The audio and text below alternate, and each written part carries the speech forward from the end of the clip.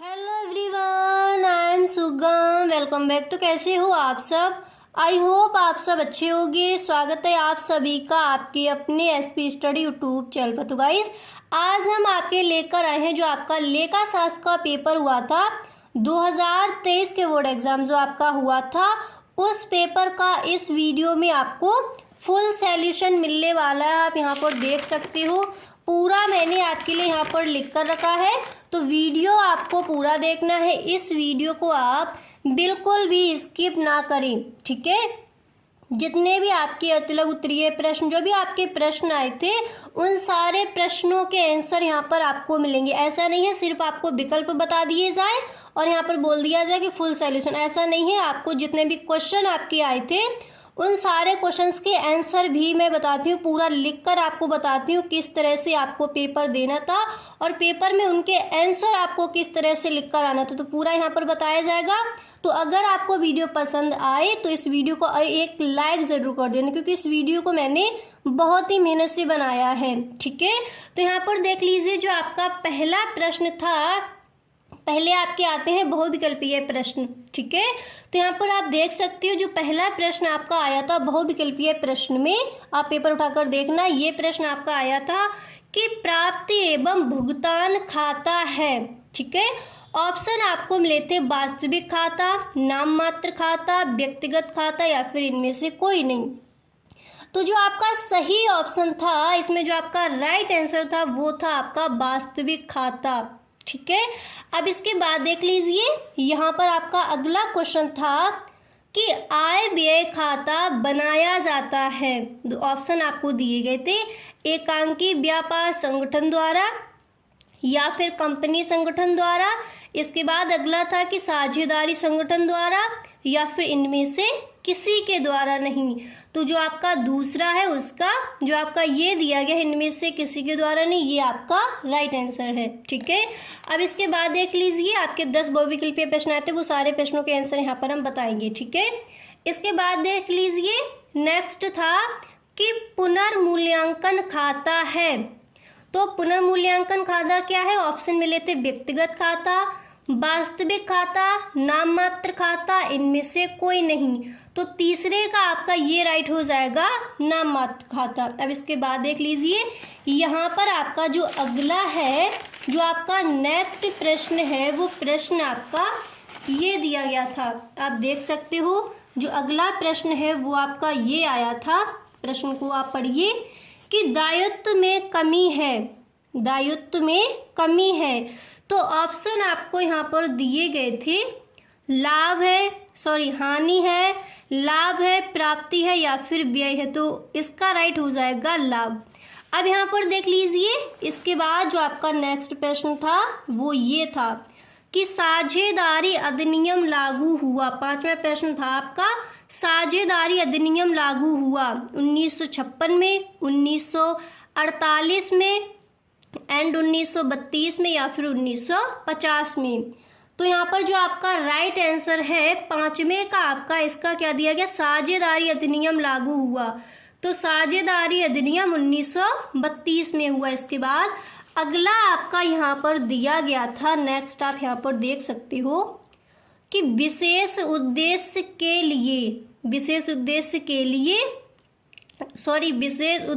लिए लिया गया ऋण दर्शाया जाएगा। तो ऑप्शन आपको मिले थे आय व्यय खाते में, चिट्ठे के दायित्व पक्ष में, चिट्ठे के संपत्ति पक्ष में या फिर चिट्ठे के दोनों पक्ष में। तो इस तरह से आपका ये आया था। इसके बाद जो आपका नेक्स्ट है वो आपका ये दिया गया था, सातवां आप यहाँ पर देख सकते हो कि एक कंपनी के अंशधारी होते हैं। ऑप्शन मिला था कंपनी के ग्राहक, कंपनी के लेनदार, कंपनी के कर्मचारी या फिर कंपनी के स्वामी। तो इसका देखिए, एक कंपनी के अंशधारी होते हैं, तो इसका आपका राइट आंसर यहाँ पर हो जाएगा, जो आपका सातवां दिया गया है, इसका राइट आंसर आपका हो जाएगा कंपनी के स्वामी। ओके, अब इसके बाद देखिए, जो आपका नेक्स्ट है वो यहाँ पर दिया गया है। देखिए, ये विकल्प आप एक बार अपनी कॉपी में भी चेक कर लीजिए, ठीक है।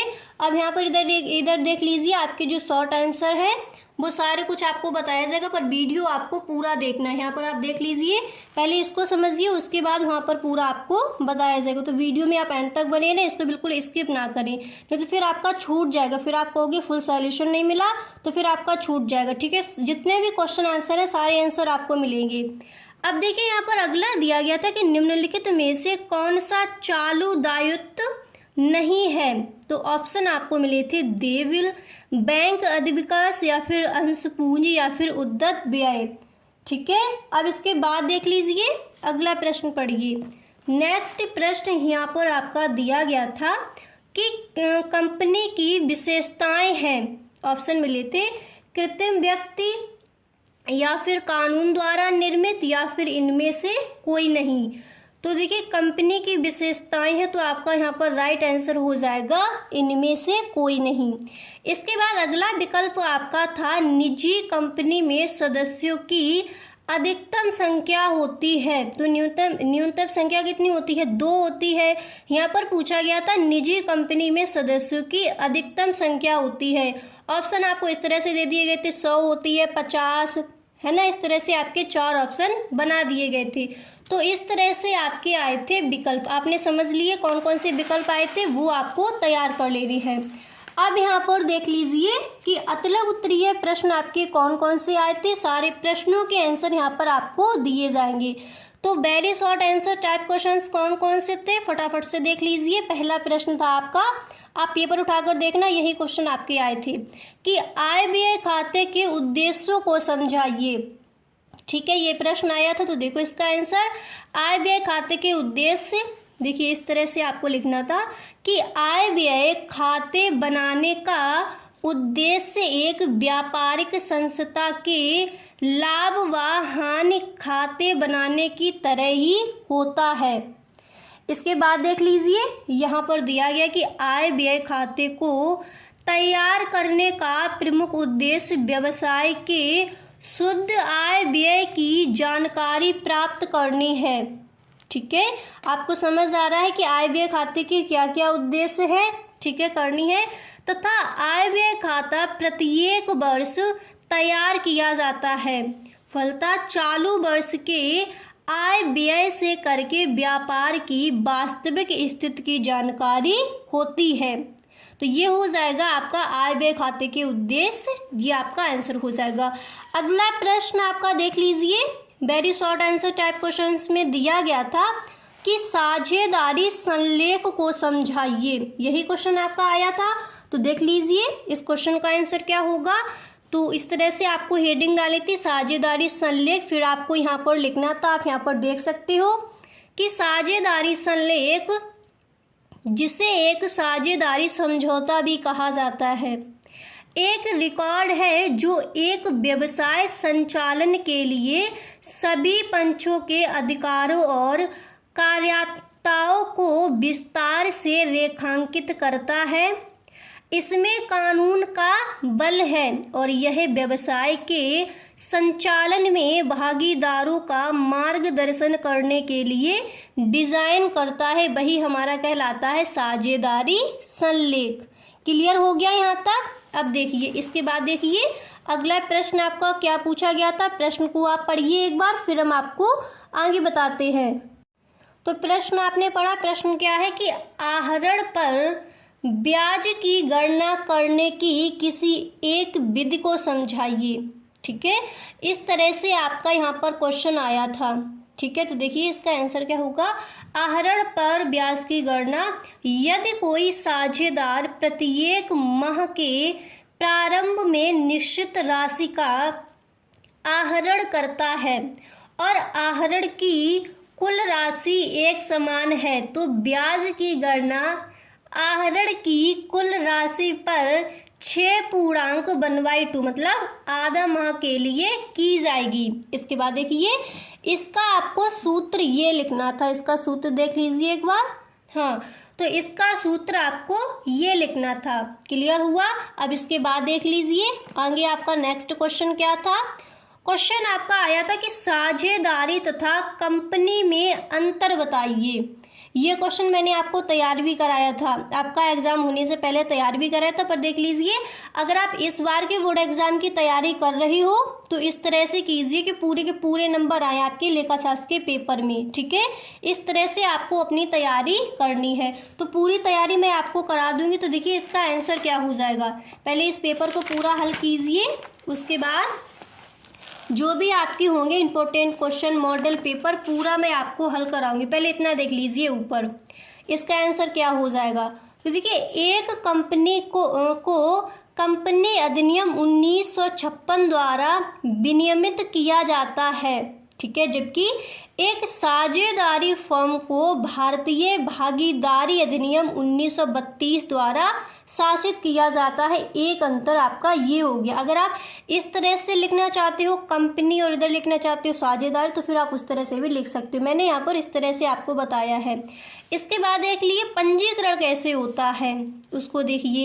एक कंपनी तब तक अस्तित्व में नहीं आ सकती जब तक कि वह पंजीकृत ना हो, जबकि साझेदारी फर्म के लिए पंजीकरण अनिवार्य नहीं है। एक अंतर आपका ये हो गया। इसके बाद देख लीजिए, नेक्स्ट हेडिंग मैंने यहाँ पर डाली है दायित्व। आप देखिए इस तरह से लिख सकते हो, यहाँ पर आप हेडिंग डाल सकते हो पंजीकरण दायित्व, और इधर आप कंपनी लिख सकते हो, इधर आप लिख सकते हो साझेदारी। फिर जो लाइनें हैं इनके अंतर है वो आप इधर और उधर लिख सकते हो, इस तरह से भी आप लिख सकते हो, ठीक है। अगला है दायित्व। तो संयुक्त स्टॉक कंपनी के मामले में शेयर धारकों की देयता शेयरों के अंकित मूल्य या गारंटी की सीमा तक सीमित, यानी असीमित कंपनियों के मामलों को छोड़कर, ठीक है, गारंटी की सीमा तक सीमित है। फिर आपको लिखना है जबकि साझेदारी के मामले में, आप लिखोगे जबकि साझेदारी के मामले में भागीदारी की देयता असीमित है। तो एक अंतर इसका ये हो जाएगा साझेदारी और कंपनी में। यहाँ तक क्लियर हुआ। इसके बाद देखिए अगला प्रश्न यहाँ पर पढ़िए। नेक्स्ट प्रश्न आपका ये आया था, इस प्रश्न को मैंने आपको तैयार भी कराया था जब इंपॉर्टेंट क्वेश्चन आपको दिए थे। प्रश्न यहाँ पर है कि रोकड़ प्रवाह विवरण के क्या आशय है। रोकड़ प्रवाह विवरण से क्या आशय, ये क्वेश्चन आपका आस्क किया गया था। तो आंसर आप देख लीजिए, यहाँ पर देख लीजिए आंसर आपका ये हो जाएगा। पहले आपको हेडिंग डालनी थी रोकड़ प्रवाह विवरण, इसके बाद यहाँ पर आपको लिखना था प्रवाह का मतलब होता है बहाव, ठीक है। रोकड़ प्रवाह यानी बहाव विवरण। तो एक निश्चित अवधि के भीतर व्यवसाय में किन किन साधनों से कितने रोकड़ आती है, ठीक है। यहाँ पर आप एक चीज़ समझिए, आपको साथ ही साथ लिखते चलना है। जितना भी मैं आपको बताऊँ सारा आप साथ ही साथ लिखते चलोगे तो इससे क्या होगा, आपका टाइम भी बचेगा और अच्छे से आपको रिवाइज भी होता चलेगा यहीं से, ठीक है। तो क्या है रोकड़ प्रवाह विवरण, एक निश्चित अवधि के भीतर व्यवसाय में किन किन साधनों से कितने रोकड़ आती है और किन किन मदों से कितनी रोकड़ खर्च के रूप में या अन्य रूप में बाहर चली जाती है। इस उद्देश्य की पूर्ति करने के लिए जो विवरण तैयार किया जाता है उसे हम रोकड़ प्रवाह यानी रोकड़ प्रवाह विवरण कहते हैं। प्रवाह का मतलब यहाँ पर लिख दिया मैंने ब्रैकेट में बहाव, ठीक है। क्लियर हो गया आपको कि रोकड़ प्रवाह विवरण क्या है। यहाँ तक आपको अच्छे से क्लियर हो गया। अब यहाँ पर देख लीजिए, आगे बढ़िए। अब देख लीजिए अगला प्रश्न ये था आपका कि कंपनी के चिट्ठे के दायित्व पक्ष के 4 मदों को बताइए। यही आपका क्वेश्चन दिया गया था कि कंपनी के चिट्ठे के दायित्व पक्ष के 4 मदों को बताइए। तो इस क्वेश्चन को भी आपको तैयार कर लेना है इस बार के बोर्ड एग्जाम के लिए। क्लियर हुआ इतना। अब यहाँ पर देख लीजिए अगला क्वेश्चन आपका ये दिया गया था। नेक्स्ट प्रश्न आपका ये पूछा गया था, आप प्रश्न को देख सकते हो। पहले प्रश्न को आप एक बार पढ़िए। क्वेश्चन क्या था, क्वेश्चन आपका था कि लाभ हानि खाता एवं लाभ हानि नियोजन खाते में अंतर स्पष्ट कीजिए। ये प्रश्न आपका आया था। तो आपको आंसर इस तरह से लिखना था कि लाभ हानि खाता इस तरह के सभी खर्चों और आय पर विचार करता है और किसी विशेष अवधि के दौरान किसी व्यवसाय द्वारा किए गए शुद्ध लाभ या अशुद्ध हानि देता है। सभी अप्रत्यक्ष राजस्व व्यय और नुकसान लाभ और हानि खाते के डेबिट पक्ष पर दिखाए जाते हैं, जबकि सभी अप्रत्यक्ष राजस्व आय और हानि खाते के क्रेडिट पक्ष में दिखाए जाते हैं। यहाँ तक आपको क्लियर हुआ। अब इसके बाद देखिए अगला क्वेश्चन आपका ये आस्क किया गया था। नेक्स्ट प्रश्न को पढ़िए। नेक्स्ट प्रश्न आपका ये था और इस बार के बोर्ड एग्जाम के लिए भी आप इस प्रश्न को अच्छे से तैयार कर लेंगे, ठीक है। प्रश्न को पढ़िए। प्रश्न है कि अंशों के हरण से आप क्या समझते हैं। 8वां क्वेश्चन आपका ये था जो आपके very short answer type question दिए गए थे उसमें, ठीक है, अतिलघु उत्तरीय प्रश्न में, कि अंशों के हरण से आप क्या समझते हैं। तो देखिए इसका आंसर क्या हो जाएगा। इसका आंसर आपको इस तरह से लिखना था कि कभी कभी अंशधारक आवंटित अंशों पर एक या अधिक किस्तों का भुगतान नहीं कर पाए, तो ऐसे स्थिति में कंपनी के पास चूककर्ताओं के अंशों को हरण करने का अधिकार होता है। इसे ही हम अंशों का हरण कहते हैं। क्लियर हुआ। अंशों का हरण क्या है, डेफिनेशन आपने समझ ली। इसके बाद देख लीजिए यहाँ पर और थोड़ा समझिए कि हरण का अर्थ अनुबंध टूटने के कारण आवंटन का निरस्तीकरण और अंशों पर प्राप्त राशि को अंश हरण राशि के रूप में मानते हैं। ओके, समझ आ गया आपको आंसर किस तरह से लिखना है। अंशों के हरण से आप क्या समझते हैं, क्लियर हुआ। अब देखिए अगला प्रश्न। प्रश्न को पढ़िए। नेक्स्ट प्रश्न आपका ये दिया गया था 9वां क्वेश्चन कि विभाजन योग्य लाभ एवं लाभांश में अंतर बताइए। यही क्वेश्चन आपका आया था।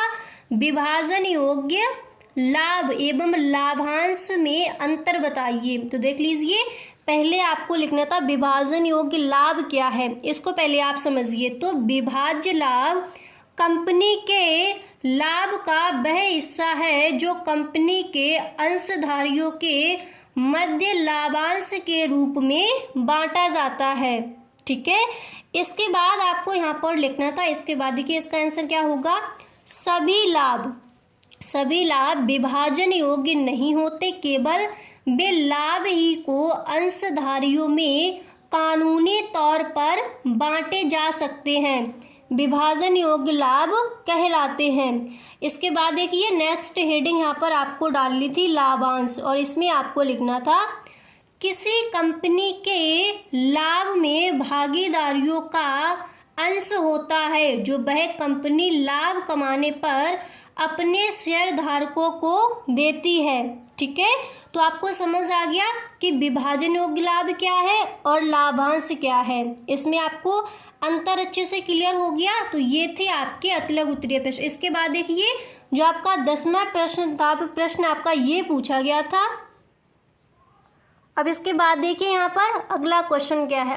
अगले प्रश्न को पढ़िए। नेक्स्ट प्रश्न आपका ये पूछा गया था कि लाभ हानि नियोजन खाते में दर्शाई जाने वाली मदों का वर्णन कीजिए। इस क्वेश्चन को आस्क किया गया था। 10वां क्वेश्चन आपका ये दिया गया था अतिलघु उत्तरीय प्रश्न में। तो देखिए इसका आंसर क्या होगा कि लाभ हानि नियोजन खाते में दर्शाई जाने वाली मदों का वर्णन करना था आपको। तो प्रश्न का आंसर आप इस तरह से आपको लिखना था कि लाभ और हानि खाता इस तरह के सभी खर्चों और आय पर विचार करता है और किसी विशेष अवधि के दौरान किसी व्यवसाय द्वारा किए गए शुद्ध लाभ या शुद्ध हानि देता है। सभी अप्रत्यक्ष राजस्व व्यय और नुकसान लाभ और हानि खाते के डेबिट पक्ष पर दिखाए जाते हैं, जबकि सभी अप्रत्यक्ष राजस्व आय लाभ और हानि के खाते के क्रेडिट पक्ष पर दिखाए जाते हैं। तो इस तरह से आपको इस क्वेश्चन का आंसर लिखना था। यहाँ तक आपको अच्छे से क्लियर हुआ। तो देखिए ये मैंने आपको बता दिया आपके अतिलघु उत्तरीय प्रश्न, ठीक है। अब देखिए नेक्स्ट वीडियो में आपको बताए जाएंगे कि लघु उत्तरीय प्रश्न आपको कौन कौन से तैयार करने हैं। जितने भी आपके क्वेश्चन दिए गए थे सारे क्वेश्चंस के आंसर आपको नेक्स्ट वीडियो में मिल जाएंगे। ठीक है। तो अगर आपको वीडियो पसंद आया है तो इस वीडियो को अपने सभी दोस्तों में एक बार शेयर ज़रूर करें। Okay, thank you.